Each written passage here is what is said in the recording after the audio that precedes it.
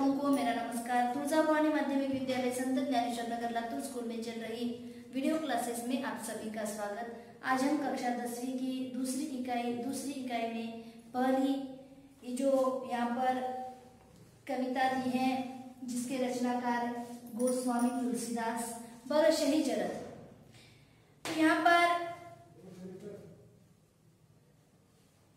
दोहा का अर्थ हमने देख लिया।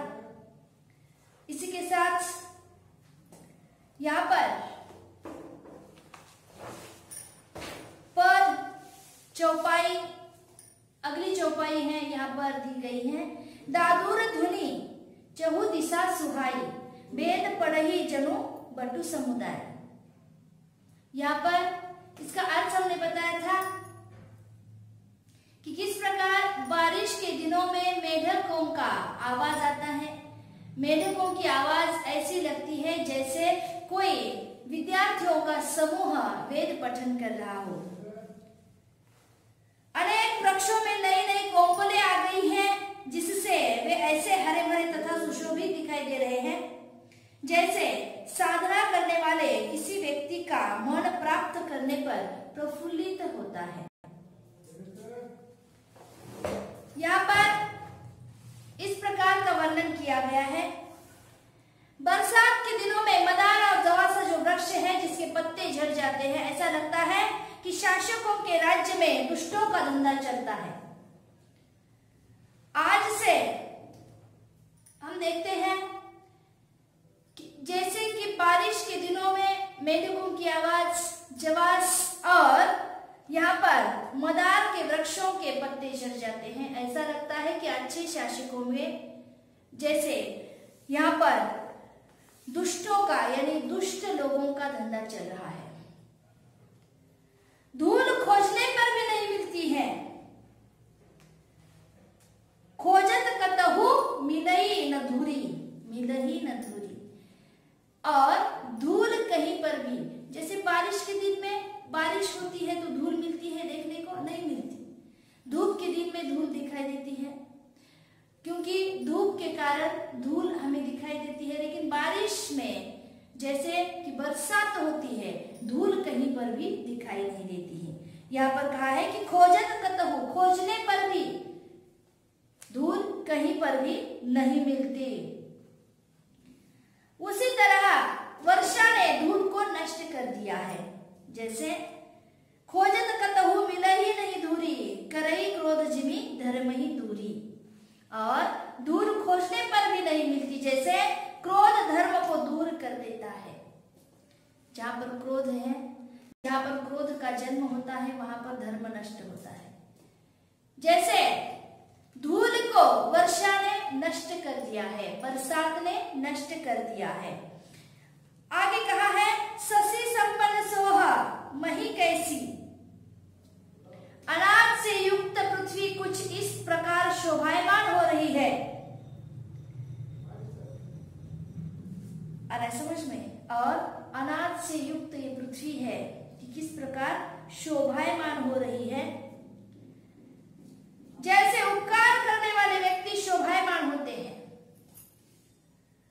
पृथ्वी का वर्णन यहाँ पर गोस्वामी तुलसीदास किस प्रकार करे कि हरे भरे वृक्ष से लदी पृथ्वी ऐसी शोभायमान दिखाई दे रही है जैसे उपकार करने वाले लोग शोभायमान दिखाई देते हैं। उपकार करने वाले कौन है? संत जिसे कहते हैं। संत जिस प्रकार शोभायमान दिखाई देते हैं, उसी प्रकार यहाँ पर कवि का कहना है कि पृथ्वी इस प्रकार शोभायमान दिखाई दे रही है जिस प्रकार कोई उपकारी व्यक्ति शोभायमान दिखाई देता है। रात के अंधकार में जुगनू चारों ओर दिखाई दे रहे हैं। निशीतम घन खद्योत विराजा, खद्योत का अर्थ क्या है? जुगनू। और रात के अंधेरे में जो खद्योत है वह चारों ओर दिखाई दे रहे हैं। उन्हें देखकर ऐसा लगता है कि घमंडियों का समूह एकत्र हो गया है। और जब रात में हम देखते हैं कि जुगनू चमकते हैं, जिसे खद्योत कहते हैं। यहाँ पर कहा है निशीतम घन खद्योत विराजा बनु दम्भीन, जहां पर कहा गया है कि घमंडी, दंभीर घमंडियों का यहाँ पर राज्य चल रहा है। कृषि निरावही चतुर किसान, और इस समय बारिश के दिन के समय में चतुर किसान क्या करता है? तो चतुर किसान अपनी फसलों की निराई कर रहे हैं, निराई साफ करना। अब चतुर किसान क्या करते हैं कि अपने अपने खेतों की निराई कर रहे हैं। कृषि निरावही चतुर किसाना, जिमे बूध तजहि मोह मद माना। अपनी फसल से घास फूस निकाल कर फेंक रहे हैं। निराई करना, सफाई करना, जो घास फूस जो कुछ बचा हुआ है धरती पर, पृथ्वी पर, उसे क्या करना है? खेत में जो बिछा हुआ है उसे निकालना है, उसे साफ करना है। तो चतुर किसान क्या करते हैं? खेतों की, अपने अपने खेतों की निराई कर रहे हैं। जनु दंभी जिमी बूध तजहि मोह मद माना, और इसे देखकर ऐसा लगता है जैसे विद्वान लोग यहाँ पर मोह मद माया का त्याग कर रहे हैं। चतुर किसान बारिश के दिनों में अपने खेतों की जैसे कि निराई करता है, खेतों में जो घास फूस से निकाल देता है, साफ कर देता है, तो कवि जीवन के साथ इस अनुभव को जोड़ रहे हैं कि जिस प्रकार कोई विद्वान व्यक्ति अपने जीवन में जो मोह है त्याग देता है, माया है उसे त्याग देता है। त्याग देना, छोड़ देना, निकाल देना, अपने में से उसे निकाल देना। अरे समझ में? तो यहाँ पर जो खेत की ये बात चल रही है, खेतों में चतुर किसान क्या करते हैं? चतुर किसानों का क्या काम है? जिस प्रकार की खेतों में अपने खेतों की जो निराई करते हैं, जो घास फूस है उसे निकाल देते हैं, तो इसकी तुलना जीवन के साथ करते हैं जैसे विद्वान लोग। सभी लोग नहीं, जो विद्वान लोग हैं, विद्वान लोग क्या करते हैं? अपने भीतर जो मोह है त्याग देते हैं, माया है उसे त्याग देते हैं। और यहाँ पर कहा गया है कि बरसात के दिनों में चक्रवाक पक्षी देखियत चक्रवाक खग नहीं नाही, कली ही पाई जिमी धर्म पराही। बरसात के दिनों में चक्रवाक पक्षी कहीं नहीं दिखाई देते।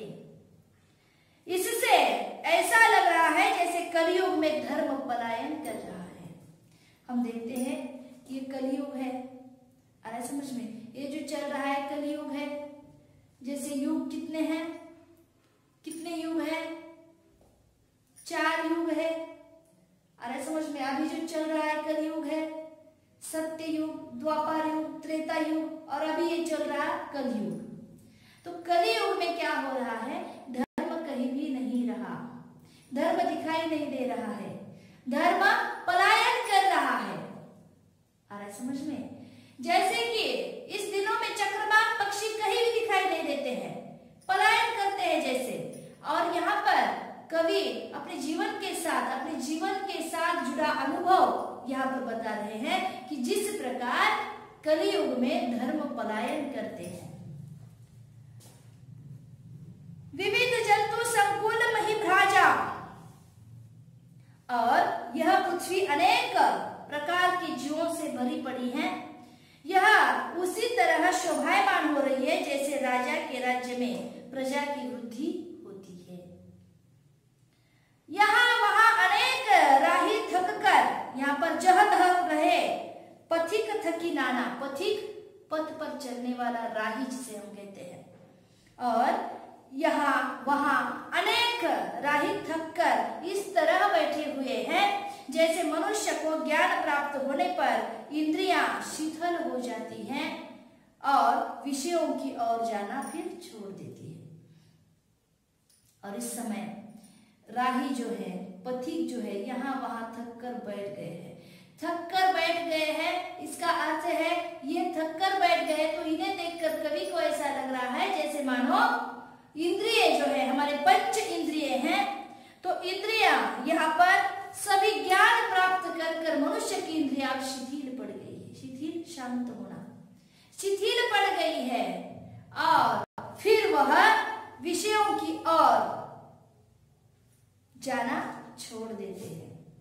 जब सारे सुख को अपनाकर, सारे सुख को भोग कर जैसे पंच इंद्रिय हैं शिथिल पड़ गए हैं और वो विषयों की ओर, विशेष सुख की ओर वह फिर से मुड़ते नहीं हैं, ऐसा लग रहा है थके हुए पथिक को देखकर। अगली चौपाई यहां पर है, देखो दोहा है, कबहु प्रबल बह मारुत, मारुत का अर्थ है हवा। कबहु प्रबल बहुत मारत, मारुत जहत हमेघ बिलाही। और कभी कभी ऐसा होता है कि आकाश में, आसमान में मेघ छाते हैं, मेघ आते हैं, घने घने मेघ आते हैं, बादल आते हैं और उतने में जैसे कि तेज हवा जब चलती है तो बादल लुप्त हो जाते हैं, गायब हो जाते हैं, पलायन करते हैं, हमें दिखाई नहीं देते हैं। तो कभी कभी कबहु प्रबल बहु मारुत, कभी कभी वायु इतनी तेज गति से बहती है, इससे बादल यहाँ वहां गायब हो जाते हैं।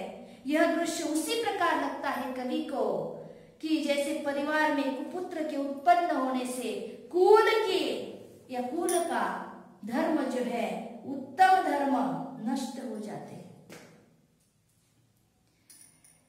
क्या कहा है कि कुल में, हमारे परिवार में हमारा पुत्र, हम कहते हैं अगर पुत्र अच्छे गुणों का हो, पुत्र में अच्छे गुण होते हैं तो हम उन्हें पुत्र कहते हैं या सुपुत्र कहते हैं।